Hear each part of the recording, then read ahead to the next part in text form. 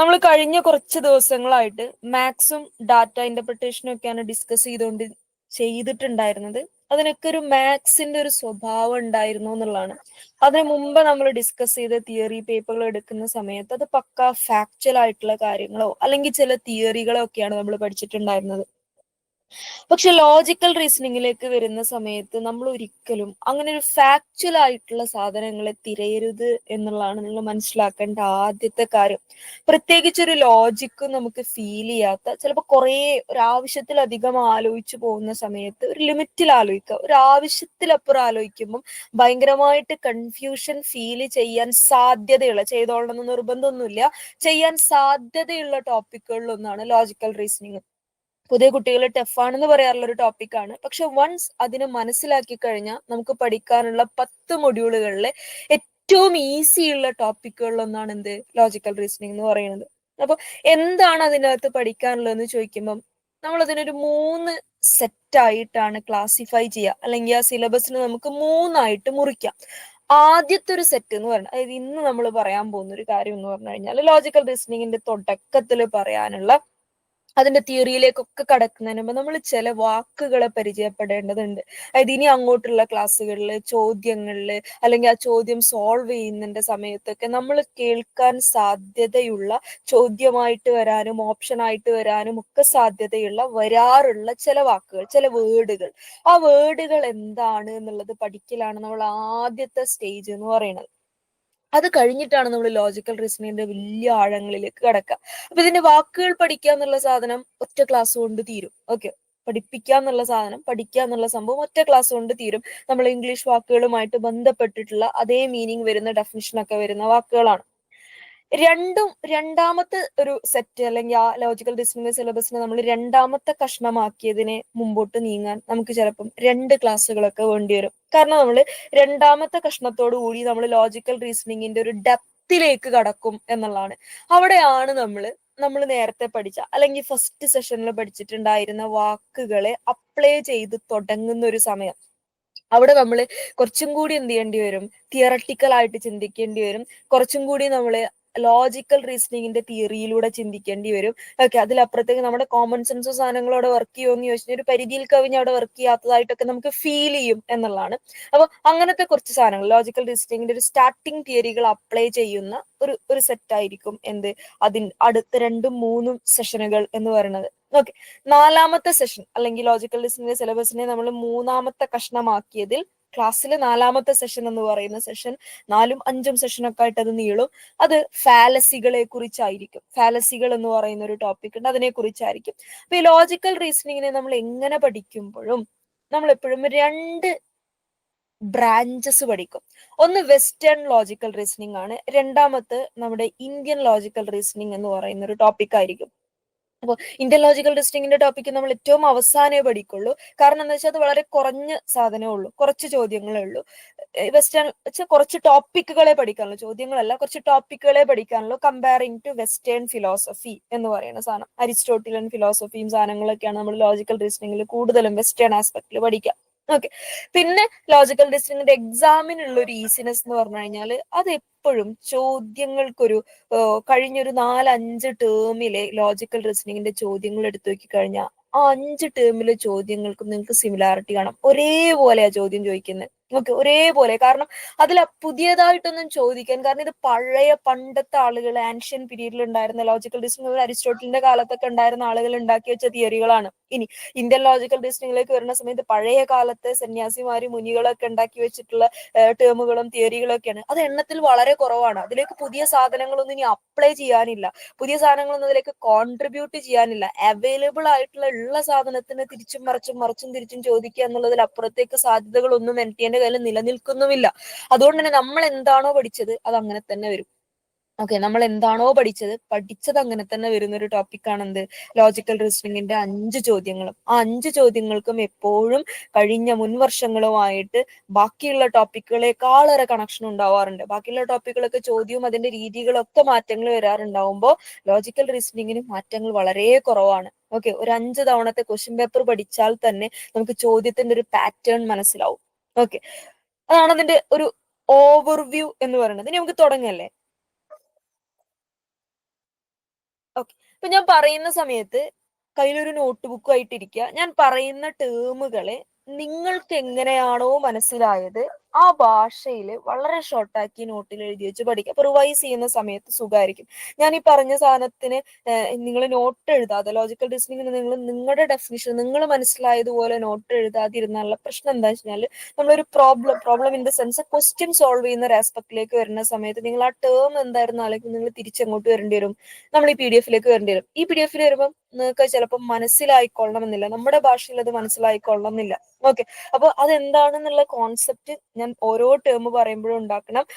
മനസ്സിലായിട്ടില്ലെങ്കിൽ അപ്പൊ തന്നെ ചോദിക്കണം. ഓക്കെ. ആ ടേം എന്നിട്ട് ഈ ടേമുകൾ മനസ്സിലായിട്ട് മാത്രമേ നമ്മൾ അങ്ങോട്ട് മുമ്പോട്ട് മൂവ് ചെയ്തിട്ട് കാര്യമുള്ളൂ. അപ്പൊ നോക്കാം നമുക്ക്. ഇപ്പൊ നമ്മൾ ലോജിക്കൽ റീസണിങ്ങിലേക്ക് വരുന്ന സമയത്ത് നിങ്ങൾ ആർഗ്യുമെന്റ്സ് എന്ന് പറയുന്ന ഒരു ടേം ഇനി അങ്ങോട്ട് കേൾക്കും. ആർഗ്യുമെന്റ് ട്രൂ ആണോ ഫോൾസ് ആണോ, ആർഗ്യുമെന്റ് വാലിഡ് ആണോ ഇൻവാലിഡ് ആണോ എന്നൊക്കെ പറഞ്ഞിട്ടുള്ള കുറെ ടേമുകൾ, അതുമായിട്ട് ബന്ധപ്പെട്ട കുറെ കോൺസെപ്റ്റുകളൊക്കെ ഇനി ഇവിടുന്ന് അങ്ങോട്ട് കേൾക്കും. അപ്പൊ ഈ ആർഗ്യുമെന്റുകൾ എന്ന് പറഞ്ഞു കഴിഞ്ഞാൽ തന്നെ ആർഗ്യുമെന്റ് എന്നുള്ളത് നമ്മളൊരു ആർഗ്യുമെന്റ് പറയുക, അതിനൊരു സ്റ്റേറ്റ്മെന്റ് ഫോമിലാക്കുക എന്നുള്ള രീതിയിൽ വേണം അതിനെടുക്കാൻ. നമ്മൾ പറയുന്ന ലോജിക്കൽ റീസണിങ്ങിൽ ഇവിടുന്ന് അങ്ങോട്ട് നിങ്ങൾ കാണുന്ന സ്റ്റേറ്റ്മെന്റുകളെയൊക്കെ you have to call argument എന്ന് വിളിക്കുക. നമ്മൾ ഇംഗ്ലീഷിൽ അതിനെ സെന്റൻസ് സ്റ്റേറ്റ്മെന്റ് എന്നൊക്കെ വിളിക്കുക. ലോജിക്കൽ റീസണിങ്ങിലേക്ക് വരുമ്പോൾ അതിന്റെ പേര് ചെറുതായിട്ടൊന്ന് മാറിയിട്ട് കുറച്ചും കൂടി കണ്ടീഷൻ ചെയ്തിട്ട് ആർഗ്യുമെന്റ് എന്ന് തുറന്ന് വിളിക്കാൻ തുടങ്ങും. ഓക്കെ. അപ്പൊ ആർഗ്യുമെന്റുകൾ എന്ന് ഉദ്ദേശിക്കുന്നത് ആ സെന്റൻസുകളെയാണ്, ആ സ്റ്റേറ്റ്മെന്റുകളെയാണ്. ഈ ആർഗ്യുമെന്റുകൾ തന്നെ 3 കഷ്ണങ്ങളാണ്, അല്ലെങ്കിൽ ആർഗ്യുമെന്റിന് 3 കുട്ടികളുണ്ട് എന്നാണ് പറയാ. ആദ്യത്തെ കുട്ടീനെ നമുക്ക് പ്രിമൈസ് എന്ന് വിളിക്കാം. ഇവിടുന്ന് അങ്ങോട്ട് എല്ലാത്തിലും നിങ്ങൾ കേൾക്കൂട്ടോ, പ്രിമൈസ്, കൺക്ലൂഷൻ, ഇൻഫറൻസ്. ഈ സ്റ്റേറ്റ്മെന്റ് ടൈപ്പ് ചോദ്യങ്ങൾ ചോദിക്കുന്ന സമയത്തും പ്രിമൈസിനെ കുറിച്ചും കൺക്ലൂഷനെ കുറിച്ചും ഇൻഫറൻസിനെ കുറിച്ചൊക്കെ ചോദ്യങ്ങൾ ചോദിക്കുകയും ചെയ്യും. അപ്പൊ പ്രിമൈസ്, കൺക്ലൂഷൻ, ഇൻഫറൻസ് ആരുടെ 3 കുട്ടികൾ? ആർഗ്യുമെന്റിന്റെ 3 കുട്ടികൾ. ഇപ്പൊ പ്രിമൈസ് എന്ന് പറഞ്ഞു കഴിഞ്ഞാൽ ഒരു സ്റ്റേറ്റ്മെന്റ് ആണ്, ഒരു സെന്റൻസ് മാത്രമാണ്. ഇതൊക്കെ സെന്റൻസുകളാണ്, ഇതൊക്കെ സ്റ്റേറ്റ്മെന്റുകളാണ്. പക്ഷെ ഇതിന്റെ സ്വഭാവത്തിന് വ്യത്യാസമുള്ളതുകൊണ്ടാണ് അതിന്റെ പേരുകൾ മാറുന്നത്. അപ്പൊ പ്രിമൈസ് എന്ന് പറഞ്ഞാൽ ഇത്രയേ ഉള്ളൂ, ജസ്റ്റ് സ്റ്റേറ്റ്മെന്റ്. അതിന് ഈ പറഞ്ഞ പോലെ അത് തെളിയിക്കണമെങ്കിൽ അതിനൊരു കൺക്ലൂഡിങ് സ്റ്റേറ്റ്മെന്റോ അതിന് എവിഡൻസ് പറയുന്ന ഒരു സ്റ്റേറ്റ്മെന്റോ ഒക്കെ വേണ്ടി വരും. അതായത് യു ആർ ബ്യൂട്ടിഫുൾ ഇത് നമ്മൾ ഒരാളോട് പറയുമ്പം ഓക്കെ അവർ ബ്യൂട്ടിഫുൾ ആണ്, and what is the reason behind it, അല്ലെങ്കിൽ അയാൾ ബ്യൂട്ടിഫുൾ ആണ് നിങ്ങൾക്ക് തോന്നിയതിന് പിന്നിലെ കാരണം എന്തോന്നുള്ളത് നമ്മൾ എക്സ്ട്രാ പിന്നെ ഫിറ്റ് ചെയ്യേണ്ടി വരും, കാരണം വേറെ ആഡ് ചെയ്യേണ്ടി വരും. അപ്പൊ ആഡ് ചെയ്യുന്ന കാരണം ആഡ് ചെയ്യാത്ത ജസ്റ്റ് സ്റ്റേറ്റ്മെന്റ്, പ്രൂവ് ചെയ്യപ്പെടേണ്ടതായിട്ടുള്ള ഒരു സ്റ്റേറ്റ്മെന്റിനെ നമുക്ക് എന്ത് വിളിക്കാം? പ്രിമൈസ് എന്ന് വിളിക്കാം. ആ സ്റ്റേറ്റ്മെന്റ് ഇറ്റ്സെൽഫ് അത് പ്രൂവ് ചെയ്യപ്പെട്ടിട്ടുണ്ടാവില്ല, അത് അടുത്തൊരു സ്റ്റേറ്റ്മെന്റും കൂടി ആഡ് ചെയ്യുന്ന സമയത്ത് അത് പ്രൂവ് ചെയ്യുന്നുണ്ടാവുള്ളൂ. യു ആർ ബ്യൂട്ടിഫുൾ എന്ന് പറയുമ്പം വൈ എന്നൊരാൾ ചോദിക്കും, അതിനുള്ള ഉത്തരം ആ സ്റ്റേറ്റ്മെന്റിൽ ഉണ്ടാവില്ല, അത് നമ്മൾ വേറെ സ്റ്റേറ്റ്മെന്റ് ആഡ് ചെയ്യേണ്ടി വരും. അപ്പോൾ പ്രൂവ് ചെയ്യപ്പെടേണ്ടതായിട്ടുള്ള സപ്പോർട്ട്, ഐ മീൻ റീസണിന്റെ, കൺക്ലൂഷന്റെ സപ്പോർട്ട് ആവശ്യം വരുന്ന സ്റ്റേറ്റ്മെന്റുകളെ നമുക്ക് എന്ത് വിളിക്കാം? പ്രിമൈസ് എന്ന് വിളിക്കാം. അതൊരു സിംഗിൾ ആർഗ്യുമെന്റ് ആയിരിക്കും, ജസ്റ്റ് ഒരു കാര്യം പറയലായിരിക്കും എന്ത്? Premise. That is an amazing house, നല്ല കാണാൻ ഭംഗിയുള്ള നല്ലൊരു വീടാണ്, വണ്ടർഫുൾ വീടാണ് എന്ന് പറയുന്ന സാധനം ഇറ്റ്സ് എ പ്രിമൈസ്. പ്രിമൈസ് എന്താണെന്ന് കത്തിയോ? യെസ്. ഇനി പ്രിമൈസുമായിട്ടാണ് നമ്മൾ ഇനി കൺക്ലൂഷനെ വെച്ച് കെട്ടാൻ പോണത്. നമ്മൾ നേരത്തെ പറഞ്ഞു പ്രിമൈസിനൊരു ഒരു ഒരു സപ്പോർട്ടീവ് സ്റ്റേറ്റ്മെന്റ് വേണം ടു പ്രൂവ് ഇറ്റ് എന്ന് പറയുന്ന ഒരു സാധനം ഉണ്ടല്ലോ. അപ്പൊ പ്രിമൈസുമായിട്ട് ബന്ധപ്പെട്ട് നിൽക്കുന്ന പ്രിമൈസിന്റെ ഒരു 2 സ്റ്റെപ്പ് താഴെയുള്ള വേർഡാണെന്ത്? കൺക്ലൂഷൻ എന്ന് പറയുന്നത്. അപ്പൊ ആ വീട് കാണാൻ നല്ല ഭംഗിയുണ്ട്, നീ ആ വീട് വാങ്ങിക്കണം. 2 സ്റ്റേറ്റ്മെന്റ് ആണ്. ആ വീട് കാണാൻ നല്ല ഭംഗിയുണ്ട് ആദ്യത്തെ സ്റ്റേറ്റ്മെന്റ്, നീ ആ വീട് വാങ്ങിക്കണം രണ്ടാമത്തെ സ്റ്റേറ്റ്മെന്റ്. അപ്പൊ ആദ്യത്തെ സ്റ്റേറ്റ്മെന്റ് ഒരു പ്രിമൈസ് ആണ്, ആ വീട് കാണാൻ നല്ല ഭംഗിയുണ്ട്.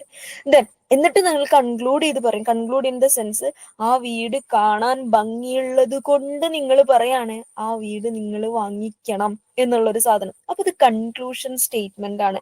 അതായത് അതൊരു ജഡ്ജ്മെന്റ് ആയിരിക്കും, അതൊരു ഡിസിഷൻ ആയിരിക്കും, നീ അത് ചെയ്യണം, നീ അത് വാങ്ങിക്കണം എന്നുള്ള ആ ടൈപ്പ് ടോണിലുള്ള സെന്റൻസുകൾ ഉണ്ടാവല്ലോ, it will be A decision.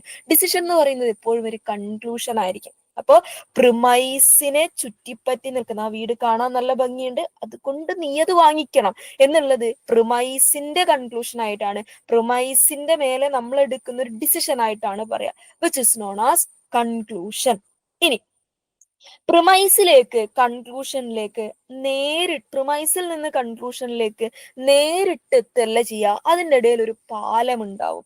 അതാണ് ഇൻഫറൻസ്. വീട് കാണാൻ ഭംഗിയുള്ളത് കൊണ്ട് നമ്മൾ വീട് വാങ്ങിക്കണം എന്നുള്ളതിനപ്പുറത്തേക്ക്, നമ്മൾ കാണാൻ ഭംഗിയുള്ള കുറേ വീടുണ്ടാവും, നമ്മൾ കാണാൻ ഭംഗിയുള്ള എല്ലാ വീടും വാങ്ങിക്കാറുണ്ടോ? ഇല്ലല്ലോ. കാണാൻ ഭംഗിയുള്ള വീട് നീ വാങ്ങിക്കണം എന്നൊരാൾ കൺക്ലൂഡ് ചെയ്ത് സ്റ്റേറ്റ്മെന്റ് പറയുമ്പം അതിൻ്റെ ഇടയ്ക്ക് നമ്മൾ അറിയാത്തൊരു ഇൻബിൽട്ട് സ്റ്റേറ്റ്മെന്റ് വേറെ കിടക്കുന്നുണ്ട്. അതാണ് ഇൻഫറൻസ് എന്ന് പറയുന്നത്. അതായത് ഈ പ്രിമൈസിൽ നിന്ന് കൺക്ലൂഷനിലേക്ക് എത്താൻ കാരണമായ സ്റ്റേറ്റ്മെന്റ് എന്നുള്ളത്. ആ ഇൻഫറൻസ് നമ്മളിപ്പോ വീട് വാങ്ങുന്ന കേസിലേക്ക് വരുന്ന സമയത്ത് you are looking for A better house. നീ ഒരു നല്ല വീട് നോക്കിക്കൊണ്ടിരിക്കുകയാണ്, അതുകൊണ്ട് അതൊരു നല്ല വീടാണ്, നീ നല്ല വീട് നോക്കിക്കൊണ്ടിരിക്കുകയാണ്, അതുകൊണ്ട് നീ ഇത് വാങ്ങണം. ഓക്കെ, അതൊരു നല്ല വീടാണ്, ഇതാണ് വീടെന്ന് വിചാരിക്കാം. ഓക്കെ, ഇതാണ് വീടെന്ന് വിചാരിക്കുക. ഇതൊരു നല്ല വീടാണ്. ഓക്കെ, ഇനി നീ ഇത് വാങ്ങണം എന്നൊരാൾ നമ്മളോട് പറയണമെങ്കിൽ നീ നല്ല വീട് നോക്കിക്കൊണ്ടിരിക്കുകയായിരിക്കണം. അല്ലാതെ എല്ലാ നല്ല വീട് കണ്ടിട്ടും നീ വാങ്ങണം എന്ന് നമ്മളോട് ആരും പറയില്ല. അപ്പോ നല്ല വീടാണ് എന്നുള്ളതും ഭംഗിയുള്ള വീടാണെന്നുള്ളതും നീ അത് നിർബന്ധമായും വാങ്ങിച്ചോളണം എന്നുള്ളതിനും ഇടയ്ക്ക് നീ നല്ല വീട് നോക്കിക്കൊണ്ടിരിക്കുകയാണ് എന്നുള്ളൊരു കാരണം വേറെ കിടക്കുന്നുണ്ട്. അതിനെ ഇൻഫറൻസ് എന്നാണ് വിളിക്കുക. പ്രിമൈസിനെ കൺക്ലൂഷനിലേക്ക് ചേർക്കുന്ന ദ ലോജിക്കൽ സ്റ്റേറ്റ്മെന്റ് എന്ന് പറയും, which is known as inference. ഈ മൂന്ന് കുട്ടികളും ആർഗ്യുമെന്റിന്റെ കുട്ടികളാണ്. ഇവിടുന്ന് അങ്ങോട്ട് മൂവ് ചെയ്യുന്ന സമയത്തൊക്കെ നമ്മൾ ഈ മൂന്ന് പേരെ ഇങ്ങനെ കണ്ടുകൊണ്ടേയിരിക്കും. ലോജിക്കൽ റീസണിംഗിലെ സ്റ്റേറ്റ്മെന്റ് പറയുമ്പോഴൊക്കെ പ്രിമൈസ് എന്നാണ് പറയാം. ആ പ്രിമൈസിന്റെ കൺക്ലൂഷനെ പറയുമ്പോഴൊക്കെ, അല്ലെങ്കിൽ അതിന്റെ ഡിസിഷനെ പറയുന്ന സമയത്തൊക്കെ, അതിനെ ജഡ്ജ്മെന്റ് പറയുന്ന സമയത്തൊക്കെ നമ്മൾ അതിനെ കൺക്ലൂഷൻ എന്നാണ് പറയാ. പ്രിമൈസിന്റെയും കൺക്ലൂഷന്റെ ഇടയിൽ നിങ്ങൾ പിന്നെ ഒരു കുട്ടിയെ കാണാൻ തുടങ്ങും. അയാളെയാണ് നമ്മൾ എന്ത് വിളിക്കുക? ഇൻഫറൻസ് എന്ന് വിളിക്കുക. അപ്പൊ തുടക്കത്തിലൊക്കെ നമ്മൾ 3 സ്റ്റേറ്റ്മെന്റ് വെച്ചിട്ടാണ് കളിക്കുക കേട്ടോ. ലോജിക്കൽ റീസണിങ്ങില് സിലോജിസം എന്നാ നമ്മൾ പറയുക അതിന്. അത് പറയും നമ്മൾ. ഈ 3 സ്റ്റേറ്റ്മെന്റുകൾ എപ്പോഴും ഒരു സെറ്റ് ആയിരിക്കും. ഒരു പ്രിമൈസ് സ്റ്റേറ്റ്മെന്റ്, അതിന്റെ കൺക്ലൂഷൻ സ്റ്റേറ്റ്മെന്റ്, അതിനെ കൺക്ലൂഷനിലേക്ക് എത്തിക്കാൻ കാരണമായ ഒരു ഇൻഫറൻസ് സ്റ്റേറ്റ്മെന്റ്, ഈ 3 സെന്റൻസുകളും കൂടി ചേർന്നിട്ട് ലോജിക്കൽ റീസണിങ്ങിൽ നമ്മൾ അതിനെ സിലോജിസം എന്ന് വിളിക്കും. ഓക്കെ, ഈ ടേമുകൾ ഒക്കെ ആണോ പറയുന്നത്? കേൾക്കുന്നില്ല, വോയിസ് ബ്രേക്ക് ആവണ്ടേ പറയണേ. ഗുഡ്. ഇനി അടുത്താണ് നമ്മൾ അടുത്തൊരു സാധനത്തിലേക്ക് കടക്കാൻ പോവാണ്. ഇവിടെ നമ്മൾ ആർഗ്യുമെന്റിന്റെ സ്ട്രക്ചർ ഇങ്ങനെയാണ്, ഈ 3 ചേർന്നതാണെന്ന് പറഞ്ഞു. ഈ പ്രിമൈസ് എന്ന് പറയുന്ന സാധനവും കൺക്ലൂഷൻ എന്ന് പറയുന്ന സാധനവും ഇൻഫറൻസ് എന്ന് പറയുന്ന സാധനവും ഒക്കെ സ്റ്റേറ്റ്മെന്റുകളാണ്, ഇംഗ്ലീഷ് സെന്റൻസുകളാണ്. ഈ സ്റ്റേറ്റ്മെന്റുകൾക്ക് ഒരു പ്രത്യേകത ഉണ്ട്, അതിന് പല സ്വഭാവങ്ങളാണ്. ഓക്കെ, പല സ്വഭാവങ്ങളാണ്. അതിനെ നമുക്ക് ഡിഡക്റ്റീവ് സ്റ്റേറ്റ്മെന്റുകൾ എന്ന് വിളിക്കാം, ഇൻഡക്റ്റീവ് സ്റ്റേറ്റ്മെന്റുകൾ എന്ന് വിളിക്കാം, അനലോജിക്കൽ സ്റ്റേറ്റ്മെന്റുകൾ എന്ന് വിളിക്കാം, ഹൈപ്പോത്തറ്റിക്കൽ സ്റ്റേറ്റ്മെന്റുകൾ എന്ന് വിളിക്കാം, വാലിഡ് സ്റ്റേറ്റ്മെന്റുകൾ ഉണ്ട്, ഇൻവാലിഡ് സ്റ്റേറ്റ്മെന്റുകൾ ഉണ്ട്, അസ്ട്രോണമിക്കൽ സ്റ്റേറ്റ്മെന്റുകൾ ഉണ്ട്, ആന്ത്രോപോളജിക്കൽ സ്റ്റേറ്റ്മെന്റുകൾ ഉണ്ട്, സൈക്കോളജിക്കൽ സ്റ്റേറ്റ്മെന്റുകൾ ഉണ്ട്, ബയോളജിക്കൽ സ്റ്റേറ്റ്മെന്റുകൾ ഉണ്ട്, മാത്തമാറ്റിക്കൽ സ്റ്റേറ്റ്മെന്റുകൾ ഉണ്ട്. അതിങ്ങനെ ടൈപ്സ് ഓഫ് സ്റ്റേറ്റ്മെന്റുകൾ നിലനിൽക്കുന്നുണ്ട്. അപ്പൊ ഈ ടൈപ്സ് ഓഫ് സ്റ്റേറ്റ്മെന്റ് പഠിക്കലാണ് നമ്മുടെ ആദ്യത്തെ സ്റ്റേജ് എന്ന് പറയുന്നത്. The first stage is we have to learn what are statement. സ്റ്റേറ്റ്മെന്റുകൾ ഇങ്ങനെ തന്നെ ചോദ്യം ചോദിക്കാറുണ്ട്. എക്സാമ്പിൾ തന്നിട്ട് ഏത് ടൈപ്പ് സെന്റൻസ് ആണ് അത്,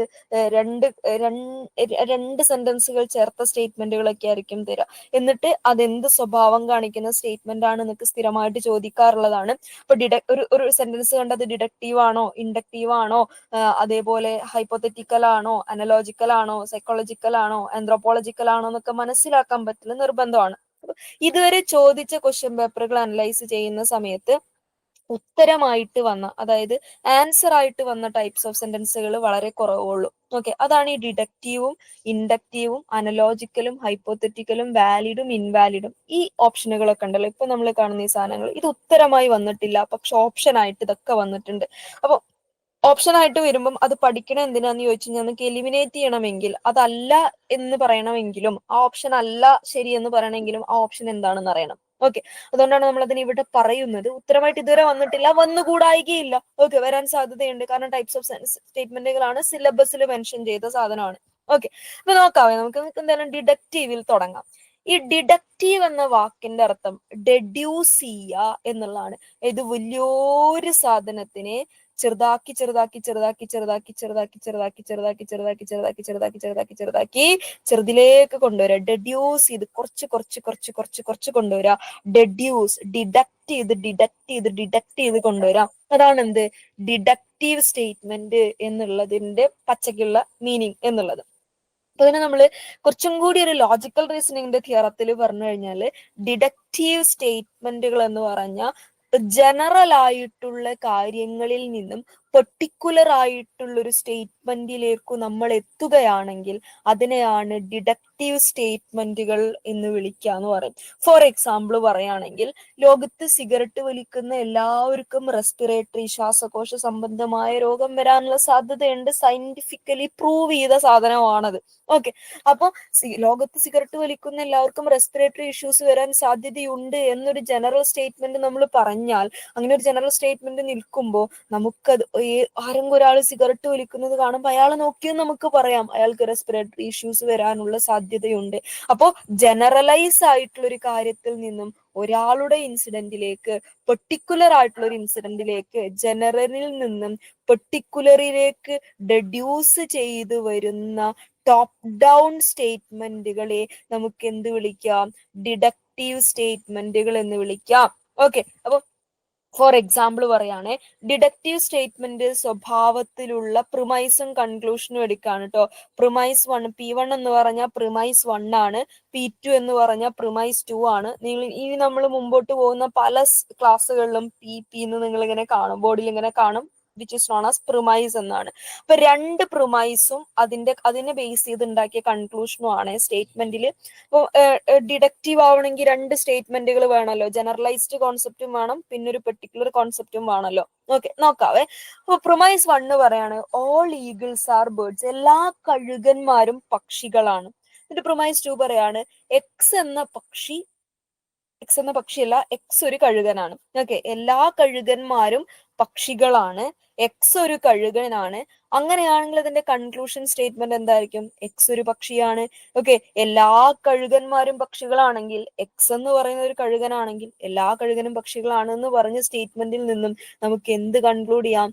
എക്സ് ഒരു പക്ഷിയാണ് എന്ന് പറയാം. അപ്പോ എല്ലാം എന്ന് പറയുന്ന ജനറൽ സംഭവത്തിൽ നിന്നും എക്സ് എന്ന് പറയുന്ന ഒരു പെർട്ടിക്കുലർ കഴുകനിലേക്ക് വന്നു എന്ന് പറയുന്ന ടൈപ്പ് ഓഫ് സിലോജിസത്തെ, ടൈപ്പ് ഓഫ് റീസണിങ്ങിനെ, നമുക്ക് ടൈപ്പ് ഓഫ് സ്റ്റേറ്റ്മെന്റുകളെ നമുക്ക് എന്ത് വിളിക്കാം? ഡിഡക്റ്റീവ് സ്റ്റേറ്റ്മെന്റുകൾ എന്ന് വിളിക്കാം. കത്തിയിട്ടുണ്ടോ? ഒന്നുകൂടെ എന്താ പറഞ്ഞു?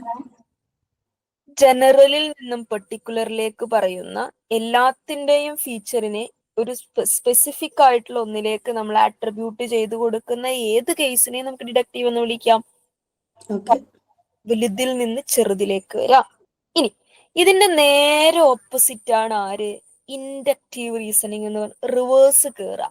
അതായത് ഏറ്റവും ചെറുതിൽ നിന്ന്, പെർട്ടിക്കുലറിൽ നിന്ന് എങ്ങോട്ട് വരിക? ജനറലൈസ് ചെയ്തിട്ടുള്ള ഒരു കാര്യത്തിലേക്ക് വരുന്നതാണ് ഇൻഡക്റ്റീവ് റീസണിങ്. ഡിഡക്റ്റീവിന്റെ നേരെ ഓപ്പോസിറ്റ് എന്ന് പറയാം. ഓക്കെ, നമ്മൾ ഒരാളെ നോക്കി, ഒരാൾ സിഗരറ്റ് വലിച്ചുകൊണ്ടിരിക്കുകയാണ്. അപ്പൊ അയാൾ കുറെ കാലങ്ങളായിട്ട് സിഗരറ്റ് വലിക്കുന്ന ഒരാളാണ്. അയാൾക്ക് എന്താണ്, ഒരു 5-6 മാസം കഴിഞ്ഞപ്പോൾ അയാൾക്ക് ശ്വാസകോശ സംബന്ധമായ രോഗം വരുന്നു. അപ്പൊ നമുക്ക് എന്ത് ചെയ്യാം? ഒരു 1-2 ആൾക്കാരെ നമ്മൾ അങ്ങനെ കാണുകയാണെങ്കിൽ നമുക്ക് എന്ത് പറയും? ലോകത്ത് സിഗരറ്റ് വലിക്കുന്ന ആൾക്കാർക്ക് മൊത്തം ശ്വാസകോശ സംബന്ധമായ രോഗങ്ങൾ വരാൻ സാധ്യതയുണ്ടെന്ന് ജനറലൈസ് ചെയ്ത് പറയാം. ഓക്കെ, കാരണം നമ്മൾ കണ്ട മെജോറിറ്റി സ്പെസിഫിക് പേഴ്സൺസിനും അങ്ങനെ ഒരു പ്രശ്നം ഉണ്ടായിരുന്നു. അപ്പൊ ലോകത്ത് സിഗരറ്റ് വലിക്കുന്ന എല്ലാവരെയും എന്ന് ഉൾപ്പെടുത്തി നമുക്ക് ജനറലൈസ് ചെയ്ത് പറയാം. അതാണ് എന്ത്? ഇൻഡക്റ്റീവ് റീസണിങ് എന്ന് പറയും. മറ്റേത് നമ്മൾ ടോപ്പ് ഡൗൺ ആണ് പറഞ്ഞെങ്കിൽ ഇതെന്താ വരിക? ഡൗൺ ടു ടോപ്പ് ആണ് വരിക. ചെറുതിൽ നിന്ന്, ഏറ്റവും സ്പെസിഫിക്കിൽ നിന്നും ജനറലൈസ് ചെയ്ത് പറയുന്ന ഒരു കാര്യത്തിലേക്കാണ് നമ്മൾ വരിക. അപ്പൊ അതിനെ വെച്ചിട്ട് നമ്മൾ ലോജിക്കൽ റീസണിങ്ങിൽ ഒരു എക്സാമ്പിൾ നോക്കുകയാണെങ്കിൽ ശ്രദ്ധിച്ചു കേൾക്കണേ, കൺഫ്യൂഷൻ ആവരുതേ. കൺഫ്യൂഷൻ ആവണ്ടേ എന്നോട് പറയണം കേട്ടോ. ഒരു എക്സാമ്പിൾ നോക്കണേ. P1 means promise 1, P2 means promise 2. രണ്ട് പ്രൊമൈസുകളെ സംബന്ധിച്ച് നമ്മൾ ഉണ്ടാക്കുന്ന കൺക്ലൂഷൻ ഇതാണ് സംഭവം. പ്രൊമൈസ് 1 പറയാണ് വി ഹാവ് ടേസ്റ്റഡ് 10 ജ്യൂസസ്, ഞങ്ങൾ 10 ജ്യൂസ് ടേസ്റ്റ് ചെയ്തു, 10 ടൈപ്പ് ജ്യൂസ് ടേസ്റ്റ് ചെയ്തു. രണ്ടാമത്തെ സ്റ്റേറ്റ്മെന്റ് പറയാണ് all of them are delicious, അതൊക്കെ നല്ല ടേസ്റ്റ് ഉള്ളതായിരുന്നു. 10 ജ്യൂസ്, 10 ടൈപ്പ് ഓഫ് ജ്യൂസ് ഞങ്ങൾ ടേസ്റ്റ് ചെയ്തു. ഞങ്ങൾ ടേസ്റ്റ് ചെയ്ത 10 ഭയങ്കര ടേസ്റ്റ് ഉള്ളതായിരുന്നു, ഡെലീഷ്യസ് ആയിരുന്നു, അപാരമായ രുചിയുള്ളതായിരുന്നു. അപ്പൊ കൺക്ലൂഷൻ പറയാണ്, ഓൾ ജ്യൂസസ് ആർ ഡെലീഷ്യസ്. ലോകത്തുള്ള എല്ലാ ജ്യൂസുകളും അങ്ങനെയാണെങ്കിൽ ഡെലീഷ്യസ് ആവണം. പെർട്ടിക്കുലറിൽ നിന്ന് 10 ഞാൻ സാമ്പിൾ ആയിട്ട് ചെയ്തു. ആ 10 ഇപ്പൊ ലോകത്ത് സിഗരറ്റ് വലിക്കുന്ന എല്ലാവർക്കും ശ്വാസകോശ സംബന്ധമായ രോഗം ഉണ്ടാവും എന്ന് പറയുമ്പോൾ ലോകത്തുള്ള എല്ലാ മനുഷ്യന്മാരിലും എന്ത് ചെയ്തിട്ടില്ല, പരീക്ഷണം നടത്തിയിട്ടില്ല. ഒരു സാമ്പിൾ പോലെ എടുത്തിട്ട് കുറച്ചാളുകളിൽ പരീക്ഷണം നടത്തി, എന്നിട്ട് ആ കുറച്ചെണ്ണത്തിന് പരീക്ഷണം നടത്തിയ സമയത്ത് എന്ത് സംഭവിച്ചു, അവർക്കൊക്കെ ഒരു പ്രശ്നം വരും എന്നാണ് കണ്ടെത്തിയത്. അപ്പൊ നമ്മൾ അതിനെ ജനറലൈസ് ചെയ്തു. ലോകത്തുള്ള എല്ലാ കണ്ടുപിടുത്തങ്ങളും അങ്ങനെയാണല്ലോ. ഇപ്പൊ കോവിഡ് വാക്സിൻ ലോകത്തിലെ എല്ലാവരിലും പരീക്ഷിച്ചിട്ടില്ല, ആദ്യം സാമ്പിൾ പരീക്ഷിച്ചിട്ട് പിന്നെ ജനറലൈസ് ചെയ്യാണ് ചെയ്യുണ്ടായിട്ടുള്ളത്. അതിൽ പലതും പരാജയം ഉണ്ടായിട്ടുണ്ടായിരുന്നു. അപ്പൊ പെർട്ടിക്കുലറിൽ നിന്ന് ജനറലിലേക്ക് എന്താ പറയാ, വാസ്റ്റാക്കി പറയുന്നതാണ് എന്ത്, ഇൻഡക്റ്റീവ് റീസണിങ് എന്ന് പറയുന്നത്. അപ്പൊ 10 ജ്യൂസ് ഞാൻ ടേസ്റ്റ് ചെയ്തു, ഞാൻ കഴിച്ച 10 ജ്യൂസും ഭയങ്കര രുചി ഉണ്ടായിരുന്നു. അപ്പൊ ഞാൻ കൺക്ലൂഡ് ചെയ്യാണ് എന്ത്, ലോകത്തുള്ള എല്ലാ ജ്യൂസിനും അത്രയും ടേസ്റ്റ് ഉണ്ടായിരിക്കണം എന്ന് പറയാണ്. അതിൽ അപവാദങ്ങളൊക്കെ ഉണ്ടാവും, പക്ഷെ നമ്മൾ എന്ത് സംഭവിക്കും, നമ്മൾ ജനറലൈസ് ചെയ്ത് പറയുമ്പോൾ we are depending on samples എന്ന് പറയുന്ന സാധനം. ആ ടൈപ്പ് ഓഫ് റീസണിങ്ങിനെ, ആ ടൈപ്പ് ഓഫ് ഒബ്സർവേഷനെ, ആ ടൈപ്പ് ഓഫ് കൺക്ലൂഷൻ ഉണ്ടാക്കുന്നതിനെയാണ് നമ്മൾ എന്ത് വിളിക്കുക, ഇൻഡക്റ്റീവ് റീസണിങ് എന്ന് വിളിക്കുക. പറ്റിയോ? അങ്ങോട്ടും ഇങ്ങോട്ടും മാറിപ്പോവരുത് കേട്ടോ. ഡിഡക്റ്റീവും ഇൻഡക്റ്റീവും ഒരാൾ ഓക്കെയാണ്, ബാക്കിയുള്ളവർ ഓക്കെ, ഗുഡ്. ഇനി നമ്മൾ അടുത്ത ടൈപ്പിലേക്ക് കിടക്കാണ്. അടുത്ത ടൈപ്പ് ഇസ് നോൺ ആസ് അനലോജിക്കൽ. അനലോജിക്കൽ എന്നുള്ള വാക്കിന്റെ അർത്ഥം തന്നെ കമ്പയർ ചെയ്യുക എന്നുള്ളതാണ്. അനലോജി എന്ന് പറഞ്ഞാൽ തന്നെ കമ്പയർ ചെയ്യുന്ന രണ്ടെണ്ണം എന്നുള്ള അർത്ഥമാണ്. ഓക്കെ, അപ്പൊ അനലോജിക്കൽ എന്ന് പറഞ്ഞ കോൺസെപ്റ്റിലേക്ക് വരുന്ന സമയത്ത് കമ്പയർ ചെയ്യുക എന്നുള്ള ഒരു ആസ്പെക്ട് തന്നെയാണ്. അതില് കമ്പാരിസൺ തെറ്റാവാനും കമ്പാരിസൺ ശരിയാവാനൊക്കെ സാധ്യത ഉണ്ടാവും. ഓക്കെ, എല്ലാ കമ്പാരിസണും ശരിയായിക്കൊള്ളണമെന്നൊന്നുമില്ല, എല്ലാ കമ്പാരിസണും തെറ്റായിക്കൊള്ളണമെന്നില്ല, ഡിപ്പെൻസ് ആണ്. അതിലേക്ക് നമ്മൾ ഇപ്പൊ വരണ്ട, അതിലേക്ക് നമ്മൾ കുറച്ചും കൂടി ഡെപ്തിൽ പോയിട്ട് മനസ്സിലാക്കിയാൽ മതി. തെറ്റും ശരിയും നമ്മൾ പറയും, അതിന്റെ ഒരു വാലിഡ് ഇൻവാലിഡ് കേസുകൾ നമ്മൾ ഫർദർ സെഷനുകളിൽ പറയും. ഇവിടെ നമുക്ക് അത് പറയാനായിട്ടില്ല, ആ സ്റ്റേജിലേക്ക് നമ്മൾ എത്തിയിട്ടില്ല. അനലോജിക്കൽ സ്റ്റേറ്റ്മെന്റ് എന്താണെന്ന് മനസ്സിലാക്കലാണ് ഇപ്പൊ നിങ്ങൾ ചെയ്യേണ്ട ഒരു കാര്യം. ഓക്കെ, ജസ്റ്റ് സിമിലർ ആയിട്ടുള്ള സാധനങ്ങളെ ഒബ്സർവ് ചെയ്തിട്ട് അതിനെ കമ്പയർ ചെയ്യാൻ ശ്രമിക്കുന്നതാണ് എന്ത്, അനലോജിക്കൽ സ്റ്റേറ്റ്മെന്റുകൾ എന്ന് പറയുന്നത്. ഓക്കെ, ഇപ്പൊ suppose her face is like a moon, അവളുടെ മുഖം കാണാൻ അമ്പിളി അമ്മാവിനെ പോലെ ഉണ്ട്, അമ്പിളി മാമനെ പോലെ ഭംഗിയുള്ള മുഖം, അവളുടെ മുഖം കാണാൻ റോസാപ്പൂവിനെ പോലെ തുടുത്ത മുഖം എന്നൊക്കെ പറയുന്ന സമയത്ത് we are comparing something to something else, ഒന്നിനെ മറ്റൊന്നുമായിട്ട് കമ്പയർ ചെയ്യാണ്. അങ്ങനെ കമ്പയർ ചെയ്യുന്ന ഏത് സ്റ്റേറ്റ്മെന്റ് കണ്ടാലും ഉറപ്പിച്ചോ അത് അനലോജിക്കൽ സ്റ്റേറ്റ്മെന്റ് ആയിരിക്കും. ഓക്കെ, അതായത് നിങ്ങൾക്ക് ഒരു എക്സാമ്പിൾ തരികയാണ്, അങ്ങനെ തന്നെ ആട്ടോ തരിക. നമ്മൾ റിയൽ ലൈഫിലുള്ള എന്തെങ്കിലും ഒരു ഇൻസിഡന്റ് സ്റ്റേറ്റ്മെന്റ് ആക്കിയിട്ട് തരും, കുറച്ച് നീളമുള്ള സ്റ്റേറ്റ്മെന്റ് ആയിരിക്കും, ഒറ്റ സെന്റൻസിലൊന്നും ആയിരിക്കില്ല, ഒരു രണ്ട് സെന്റൻസിന്റെ ഒക്കെ കോമ്പിനേഷൻ ഉള്ള ഒരു സെന്റൻസ് ആയിട്ടാണ് തരിക, കോണ്ടെക്സ്റ്റ് ആയിട്ടാണ് തരിക. അത് വായിച്ചിട്ട് അത് എന്ത് ടൈപ്പ്, നമ്മൾ ക്വസ്റ്റ്യൻ ചെയ്യും ആ സമയത്ത് കാണാം, അത് എന്ത് ടൈപ്പ് സെന്റൻസ് ആണെന്നാണ് ചോദിക്കുക. അത് വായിച്ചിട്ട് ഒരു കമ്പാരിസൺ ടോൺ ആണ് അതിലുള്ളതെങ്കിൽ, ഒന്നിനെ മറ്റൊന്നുമായിട്ട് കമ്പയർ ചെയ്യുകയാണെങ്കിൽ ഡെഫിനറ്റ്ലി നിങ്ങൾക്കതിനെ അതൊരു അനലോജിക്കൽ സ്റ്റേറ്റ്മെന്റ് ആണ് എന്നുള്ള ഓപ്ഷൻ ചൂസ് ചെയ്യാം. ഓക്കെ, നേരെ മറിച്ച് നേരത്തെ നമ്മൾ കണ്ടതുപോലെ ചെറുതിൽ നിന്ന് പെർട്ടിക്കുലറിൽ നിന്നും ജനറലൈസ് ചെയ്ത് പറയുകയാണെങ്കിൽ അത് ഇൻഡക്റ്റീവ് ആണെന്നും, ജനറലിൽ നിന്ന് വലിയ കാര്യത്തിൽ നിന്നും ചെറിയ കാര്യത്തിലേക്ക് ഫോക്കസ് ചെയ്ത് പറയുകയാണെങ്കിൽ അത് ഡിഡക്റ്റീവ് ആണെന്നും പറയാം. അപ്പൊ അനലോജിക്കൽ സ്റ്റേറ്റ്മെന്റിനെ മനസ്സിലാക്കാൻ ഒരു എളുപ്പ വഴിയുണ്ട്. അതായത് കമ്പാരിസൺ നടക്കുമ്പോൾ എപ്പോഴും ഒന്നുകിൽ ആസ് എന്ന വാക്ക് അതിലുണ്ടാവും, ലൈക്ക് എന്ന വാക്കുണ്ടാവും, വേറാസ് എന്ന വാക്കുണ്ടാവും, വേറാസ്, വൈൽ എന്ന വാക്കുണ്ടാവും. ഓക്കെ, ഈ സാധനങ്ങളൊക്കെ സെന്റൻസിനകത്ത് ഇട്ടിട്ട് രണ്ട് കോൺസെപ്റ്റുകളെയോ രണ്ട് സംഭവങ്ങളെയോ കമ്പയർ ചെയ്യാണ് നിങ്ങൾക്ക് തോന്നിക്കഴിഞ്ഞാൽ ഡെഫിനറ്റ്ലി അത് അനലോജിക്കൽ ആയിരിക്കും. ആസും ലൈക്കും വേറാസും വൈലൊക്കെ ഉപയോഗിക്കണമെങ്കിൽ അതിന് മറ്റെന്തെങ്കിലും കമ്പാരിസൺ നടക്കണം, എന്നാലേ അതൊക്കെ ഉപയോഗിക്കുള്ളൂ. അപ്പൊ ആ വാക്കുകൾ നോക്കിയിട്ട് നിങ്ങൾക്ക് അനലോജിക്കൽ സ്റ്റേറ്റ്മെന്റിനെ എന്ത് ചെയ്യാം, ഐഡന്റിഫൈ ചെയ്യാൻ പറ്റുമെന്നുള്ളതാണ്. ജസ്റ്റ് കമ്പാരിസൺ, കമ്പയർ ചെയ്യുന്നു എന്നുള്ളതാണ് എന്ത് അനലോജിക്കൽ സ്റ്റേറ്റ്മെന്റ് കൊണ്ട് ഉദ്ദേശിക്കുന്നത്. ക്ലിയർ? ഇത് ഉപമിക്കല്ലേ? ഉപമിക്ക, കമ്പാരിസൺ. ക്ലിയർ?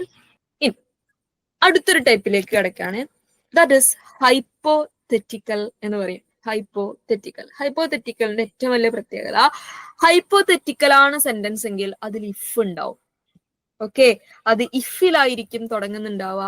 ഇഫിൽ തുടങ്ങുക മീൻസ് സ്റ്റാർട്ടിങ് തന്നെ ഇഫിലായിരിക്കണം എന്നില്ല, രണ്ട് സെന്റൻസുകളുടെ കോമ്പിനേഷൻ ആയിരിക്കും. അതിലൊന്നുകിൽ ദ ബിഗിനിങ് ഇഫിലായിരിക്കും, അല്ലെങ്കിൽ അതിന്റെ സെന്റൻസിന്റെ രണ്ടാമത്തെ കഷ്ണം ഇഫിലായിരിക്കും തുടങ്ങിയിട്ടുണ്ടാവുക. അങ്ങനെയാണെങ്കിൽ ഇങ്ങനെ എന്ന് പറയുന്ന സാധനമാണ് എന്ത്? ഹൈപ്പോത്തറ്റിക്കൽ. ഹൈപ്പോത്തസിസ് പറയാ, നിഗമനം പറയാ. അത് കറക്റ്റ്, അതൊരു ട്രൂത്ത് ആയിക്കൊള്ളുന്നില്ല. അങ്ങനെയാണെങ്കിൽ ഇങ്ങനെ എന്നുള്ളൊരു സാധനം, ഒരു സംശയം പറയുക എന്നുള്ള സാധനമാണ് എന്ത്? ഈ ഹൈപ്പോത്തറ്റിക്കൽ സെന്റൻസുകൾ എന്ന് പറയുന്നത്. പോസിബിലിറ്റി ആണ്, സാധ്യതയാണ് പറയുന്നത്. ഓക്കെ, ഒരു പോസിബിൾ കണ്ടീഷനെ നമ്മളോട് പറയാണ്. ഇഫ് നിങ്ങൾ പഠിച്ചിട്ടില്ലെങ്കിൽ പാസ്സാവില്ല എന്ന് പറയുന്ന സാധനം. പഠിച്ചിട്ടില്ലെങ്കിൽ, ഇല്ലെങ്കിൽ, പഠിച്ചിട്ടില്ലെങ്കിൽ, ഇഫ് പഠിച്ചിട്ടില്ലെങ്കിൽ, if you haven't study you may fail എന്ന് പറയുന്ന സാധനം. പഠിച്ചിട്ടില്ലെങ്കിൽ തോറ്റുപോയേക്കാം എന്നുള്ളത്. ജയിക്കാനുള്ള സാധ്യതയുണ്ട്, കറക്കി കുത്തി ജയിക്കാനുള്ള സാധ്യത ഉണ്ട്. പക്ഷെ മെജോറിറ്റി നമ്മൾ എന്താ പറയാ, പഠിച്ചിട്ടില്ലെങ്കിൽ തോറ്റുപോകാനുള്ള സാധ്യത ഉണ്ട്. ഇഫ് ഹൈപ്പോത്തറ്റിക്കൽ ആണ്. If I don't have, suppose hypothetical വെച്ചിട്ട് പ്രൊമൈസും കൺക്ലൂഷനും ചെയ്ത് നമുക്കൊന്ന് നോക്കാം. രണ്ട് പ്രൊമൈസ് എപ്പോഴും വേണം കൺക്ലൂഷൻ ഉണ്ടാക്കാൻ. ഒരു പ്രൊമൈസിന് കൺക്ലൂഷൻ ഉണ്ടാക്കാം, അതിലേക്ക് ആ സ്റ്റേജിലേക്ക് നമ്മൾ എത്തിയിട്ടില്ല. അതൊരു അഡ്വാൻസ്ഡ് സ്റ്റേജ് ആണ് ലോജിക്കൽ റീസണിംഗ്. ഇപ്പൊ നിലവിൽ രണ്ട് പ്രൊമൈസുകളിൽ നിന്നാണ് നമ്മൾ കൺക്ലൂഷൻ ഉണ്ടാക്കുന്നത്. ഓക്കെ, രണ്ടെണ്ണത്തിനെ നമ്മൾ മാച്ച് ചെയ്തിട്ട് കൺക്ലൂഷൻ പറയാ എന്നുള്ള സാധനം. ഓക്കെ, അപ്പൊ അതില് പ്രൊമൈസ് 1 പറയാണ്, if I don't have the Google Meet app I can't attend the class. എനിക്ക് ഗൂഗിൾ മീറ്റ് ആപ്പ് ഇല്ലെങ്കിൽ എനിക്ക് ക്ലാസ് അറ്റൻഡ് ചെയ്യാൻ പറ്റില്ല. നമ്മുടെ ക്ലാസ് എവിടെയാണ് നടക്കുന്നത്? ഗൂഗിൾ മീറ്റിലാണ് നടക്കുന്നത്. ഗൂഗിൾ മീറ്റ് ഇല്ല എങ്കിൽ നമുക്ക് എന്ത് ചെയ്യാൻ പറ്റൂല? ക്ലാസ് അറ്റൻഡ് ചെയ്യാൻ പറ്റില്ല. ഇനിയോ വീണ്ടും പ്രൊമൈസ് 2 പറയാണ്, if I am, again hypothetical, if അതില്ലെങ്കിൽ, ചെയ്തില്ലെങ്കിൽ, ഉണ്ടായില്ലെങ്കിൽ ആണ്.